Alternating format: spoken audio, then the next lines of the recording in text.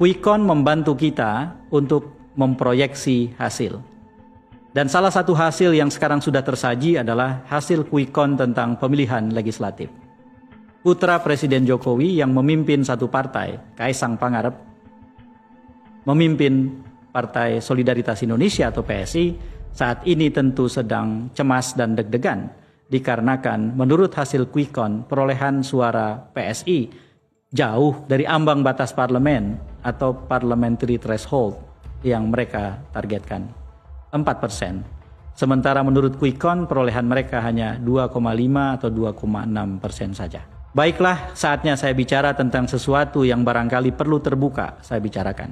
Selepas pemilu 2019, saya dan Polmark Indonesia mencari data tentang hasil pemilu hingga ke TPS. Data semacam itu hanya dimiliki oleh jaringan partai yang punya saksi lengkap dan tentu saja dimiliki oleh Komisi Pemilihan Umum. Kami mendapatkan data dari Komisi Pemilihan Umum, baik untuk Pilpres maupun Pileg DPR RI. Saya ingin ceritakan di sini bahwa hasil per TPS untuk pemilihan presiden 2019 lengkap selengkap-lengkapnya. Kami mendapatkan dari seluruh TPS lebih dari 800.000 TPS lengkap tanpa ada yang kurang. Tetapi berbeda dengan hasil pemilihan legislatif.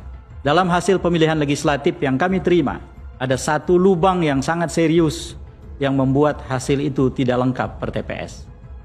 Lubang itu adalah tidak adanya angka perolehan pencoblos tanda gambar atau pemilih yang mencoblos partainya saja. Seperti kita tahu, mencoblos dalam pileg punya 3 pilihan cara.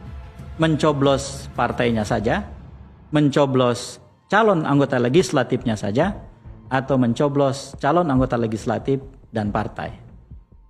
Ketika kita mencoblos caleg atau caleg dan partai, maka setiap caleg akan punya catatan tentang suaranya per TPS. Jika suara ini dipindah-pindahkan atau dicuri, maka caleg akan berteriak karena mereka akan menjaga suara mereka. Tetapi, bagaimana kalau yang dipindahkan adalah suara pencoblos partai? Bagi partai yang punya saksi atau tim pengaman suara yang kuat, tentu saja akan ada yang juga protes. Tetapi bagi partai-partai yang pengamanan suaranya lemah, maka tidak ada yang berteriak ketika suara partai tertentu dipindahkan ke tempat yang lain. Ini potensi kecurangan atau kejahatan pemilu yang selama ini barangkali tidak pernah dibicarakan atau diungkap ke permukaan secara detail. Saya ingin katakan tanpa menuduh KPU atau menuduh siapapun, dengan data yang berlubang untuk pemilihan legislatif di 2019, pemilih partai atau pencoblos tanda gambar tidak ada datanya, maka bisa saja orang punya dugaan. Itulah salah satu jalan bagi pencurian suara. Kenapa ini saya katakan dikaitkan dengan PSI?